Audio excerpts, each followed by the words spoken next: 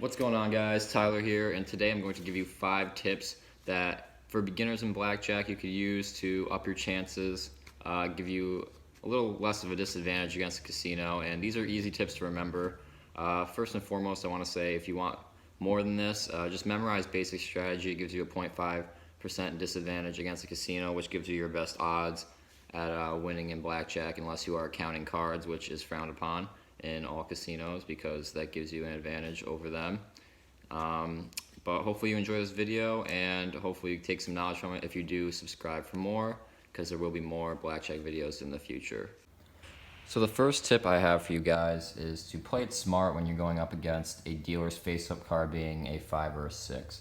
Now what I mean by that is I see a lot of beginners, they'll have a situation like this where they have a 12 against a dealer's 5 and 6, and if a dealer has a 5 and 6, those are your best chances to win the hand ultimately. But I'll see a lot of people that are beginners like to hit on this 12, and that is really not what you want to do. You actually want to stay on a 12, 13, etc. against a 5 or 6 because you got to think mathematically here. If the dealer has a 10 under there, that's at 15, that means they have to hit again. And if they hit again, they have high odds of busting, and then you would win with this 12. So if you were to take this chance to make this a better hand and try to get closer to 21, you're actually raising your risk of busting, because if you get a 10 on this 12, then you would bust, and the 10 is the highest odds in the deck to what you can get. So play it safe on these, and you will win more than you will lose.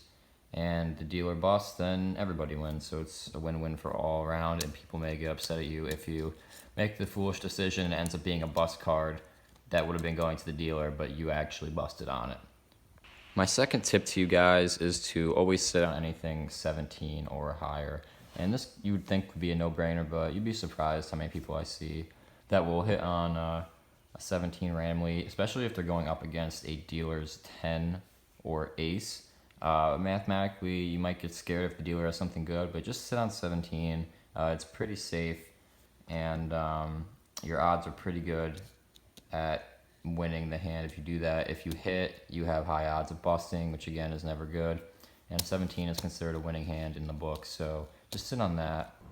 My third tip to you guys is to always split aces and 8s whenever you get them. Mathematically, you got to think this is either a 2 or a 12. So if you want an ace to be an 11 and work to your advantage, because that's the point of the game is to get 21, you'd want to split them, make a signal to the dealer, and it would make 2 hands, and you'd say your minimum was 10. You'd have $10 on this ace hand, $10 on this ace hand, and then you get a card. You got 21, boom, you win, and your card over here is 7/17. We're going to stay on 17, and then you have the dealer here is at 16, 22. Dealer busts right there because they had to hit on 16. So you'd win both these hands and double your money. But if you were to keep them as a 12, that next card would have been a jack, as we saw over there, and you would have busted with 2 aces, which you never want. So don't be afraid to throw out some extra money and split your hand. It works to your advantage, trust me, and it gives you a better opportunity to win more money in the long run. My fourth tip to you guys is to always double down on 11 unless you're going up against an ace. So if you have an 11, you got to think mathematically here, you're in really good shape. Even if the dealer happens to have a really good card, like a 9 or a 10 that they're staring you down with, you got to think the highest odds for you to get your next card is a 10, and if you get a 10, you're at 21. So you want to be aggressive with your money here. Say you have $10 on this hand, you would double down, which means you'd place your money next to your bet. You would get one more card from there on out, and you can't hit any more cards. Even if it's like a 2, you'd be stuck at 13. So you would get your one more card, and you're now at 21. So odds are you're going to win this hand, and the dealer would be at 13, 17. You would win that hand, and you would maximize your opportunity to get more money, and you just won $20 because you doubled down and it worked out for you. So when you have a beneficial hand, make sure you want to double down. So an easy way to remember it is if you're staring at an 11, unless you're going up against an ace, you want to double down no matter what. And that'll give you a better chance at making more money. So my last tip for you guys is to be consistent. Now, what do I mean about this? So you have a 16, you're going up against a 10. This is every blackjack player's nightmare. The book says to hit in this situation, but when I'm saying be consistent, If you don't feel like busting, even though it's technically the worst decision and you don't want to hit, then make sure that's what you do every time you play. Don't randomly hit sometimes on 16. Don't not hit on 16. Like, choose one side of the coin and stick with it, because it's just going to throw your whole game off and mentally it's going to mess with you. So let's say we hit on this on 16. We busted on 22, right? But then we don't know what they have underneath here. So if they had a 17, they would have beat us anyway. So, I mean, it's up to you if you want to take that chance or not.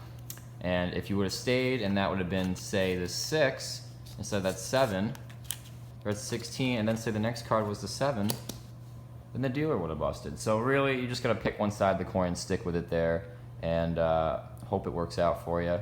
But this is one of the worst situations to be in as a blackjack player, staring down at 10, being at 15, 16, and just not knowing what to do. It adds stress, it throws your game off, and just make sure you are consistent with it so it doesn't bother you as much. So there you go, guys. That's 5 tips for blackjack for beginners.